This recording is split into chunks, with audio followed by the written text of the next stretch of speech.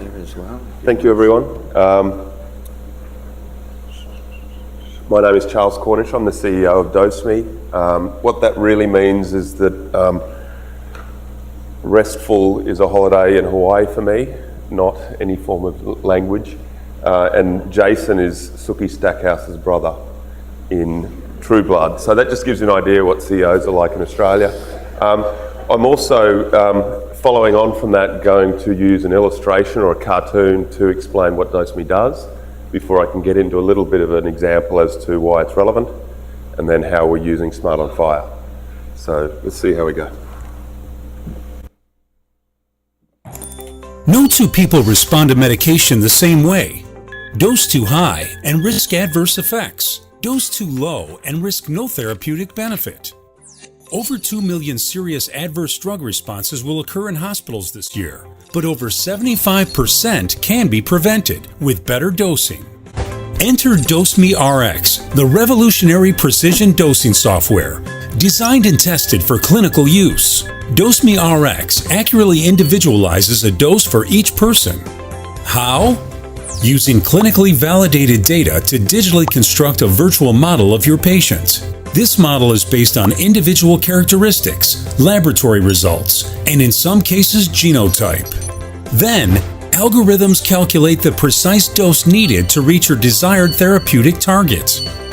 DoseMeRx's algorithms also simulate the outcomes of different dosing regimens, allowing you to see them before administering to your patient. With the ability to visualize your patient's response to therapy, you'll be able to better adapt treatment, reduce adverse events, and improve clinical outcomes. Tried and tested in the United States and around the world, DoseMeRx can be up and running on any internet-enabled device within minutes or integrated seamlessly into your EHR. Easy to use, simple to teach, effortless setup. To see DoseMeRx in action, click Book a Demo now. Or you could just come and talk to me after.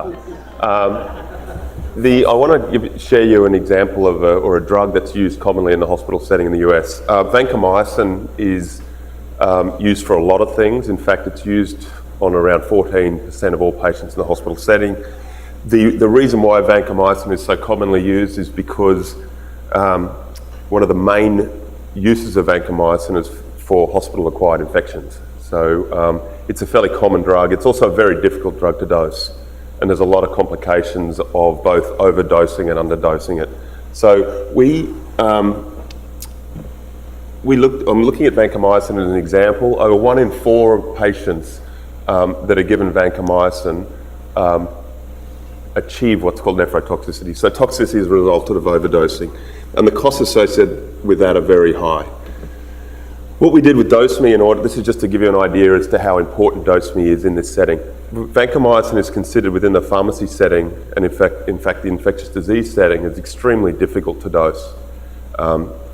It's along the lines of guidelines to start the dose, and then in most cases trial and error to determine what the next dose will be. These drugs are therapeutically drug monitored, so bloods are drawn after say 48 hours of initial dose, and then constantly monitored from then on in every 24 hours to determine the correct dose. Once they get those levels that they've drawn, there's either 2 things that most hospitals do. They either trial and error to determine what the next dose will be, or they use complex mathematics, Excel spreadsheets, databases, which is very rarely reproducible, and certainly not rigorous and not enough for most of the legal team inside their own hospitals. So what we did was we had a look at 700 patients. Before using DoseMe, you can see that only 51% of them were getting levels inside the target that they were trying to achieve. And that's not surprising considering they were making decisions on dirty data. And when I say dirty data, they're making decisions based on the concentration level of the blood in the system. A lot of those, and in this instance, most of the time they're looking for trough level. The problem with looking for a trough level is it has to be taken at a point in time. And if you're a phlebotomist that has to draw 50 levels at 9 a.m. in the morning, it's kind of challenging. So you can imagine that the time stamp that was used in order to draw those levels is not the same time that the guidelines assume that the levels were taken. So it's a complex decision. When using DoseMe, the accuracy of achieving the targets increases significantly, either because we don't really care to the same extent what time the levels were taken, or we're using smarter algorithms based on population data to individualise the dose. So it just gives an idea as to the value associated with it, and if you can recall back a couple of slides, decrease in nephrotoxicity is an extremely important aspect of dosing vancomycin. So I'll go into some screenshots with regard to how we're integrated into Cerner. So we're a SmartOnFire validated app in the Cerner environment. I use screenshots because I wasn't quite sure how trustworthy the Wi-Fi would be here. So this is an example of a Cerner instance. We're inside the patient in the EHR. Then instantly on the left-hand side, you can open up DoseMe, the DoseMe app, and it automatically populates. And in this instance, the course already populates as vancomycin. The physician can also determine whether they wish to add another drug or not. And if they do open it up and they're deciding on what dose, obviously they have to start with the first dose before they continue to monitor the drug ongoing, so they can automatically calculate the first dose. So this is all about precision medicine and individualised dosing.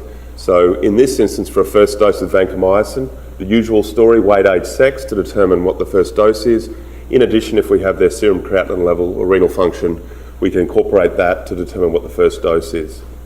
Once we've determined the first dose, then we can start to have a look at how the patient is responding after those initial doses. So we then look at the concentration level of vancomycin in the system. And that's where DoseMe really comes into its own. So what DoseMe now does is it presents to the physician or the pharmacist, when they're making a decision as to the next dose, what the dose needs to be in order to achieve the desired target. So in this instance, DoseMe presents the label dose. So what the label suggests the pharmacist should dose next, the guidelines dose, which is either the hospital guidelines or something like up to date, if there are no specific hospital guidelines. And the third one is the individual target. So this is where DoseMe starts to use its own algorithms and the population data to determine how this individual patient is responding and what dose is required in order to achieve the target that they're after. Now, it's really important here that to understand that in 70% of cases for the vancomycin dosing, pharmacists are not dosing to guidelines. And the reason they're generally doing that is because they don't trust the timing of the levels being taken. They don't match with a C-min or a trough level, so they're making their own decisions. Good news is that with something like DoseMe, those pharmacists no longer need to feel guilty about not following guidelines, because there's a presentation in the system that says, well, if we'd followed those guidelines, look how the patient will have responded. So we're going to follow individualised dosing. So in this screen, you can see that DoseMe is presenting how the patient will have responded if there was guideline-based dosing, and also how the patient will respond if they follow individualised dosing, based on the patient's own pharmacokinetic profile. However, you may also be aware with clinical decision support is it's not a good idea to tell a pharmacist or a physician what to do. And that's something that we've faced on a regular basis. So we need to gain their trust. So what we actually allow them to do is to customise a dose. So we allow them to trial and error in the software before they trial and error on the patient, which is often what they're doing. Let's give them this, see how they go. The beauty is with DoseMe is because we've recreated the patient's pharmacokinetic profile, they can then trial and error their planned dosing on the software as opposed to on the patient. This is really quite cool. They can make a decision that they wish to dose this.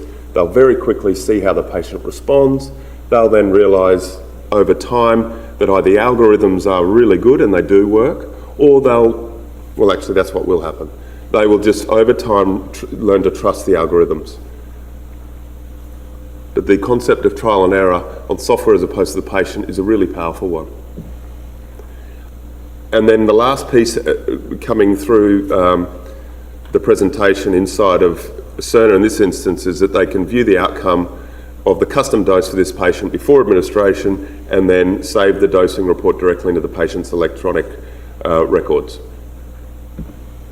So this goes to the first phase, I suppose, of SmartOnFire and how it's changed what we originally started off as a standalone app. We knew there was such a massive problem out there in the dosing community, if you like, around these drugs which sit within a narrow therapeutic range. So what we saw was a standalone solution that would make a massive difference. When we spoke to pharmacists, they absolutely agreed that there was a massive problem out there.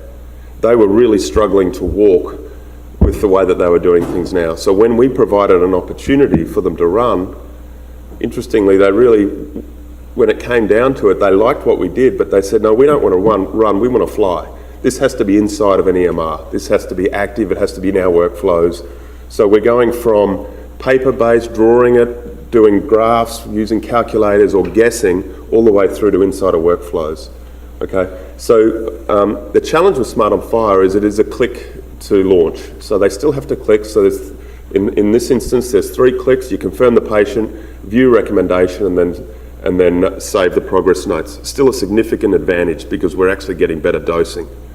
However, we really need to be at the CDS hooks level. So I noticed there were some presentations earlier on around CDS hooks. It's really important for us. We would like it to be that the hooks run in the background, the app launches behind the scenes and triggers a clinical decision support service only if there's a requirement. So we don't want a physician or a pharmacist to have to look for the DoseMe app when they're looking for a vancomycin patient. We would like the system to automatically have that hook and pull DoseMe's algorithms and presentation up only when there's a needs case. And then push back a card based on the hospital's urgency indicator rules. So for example, if the pharmacist was going to dose outside of guidelines and those guidelines, that dose was well outside of what DoseMe recommends, then that would populate an urgency card for them to look at. So hopefully I've allowed the team to catch up a little bit. I'm around, so if you have any questions, please let me know. Thank you.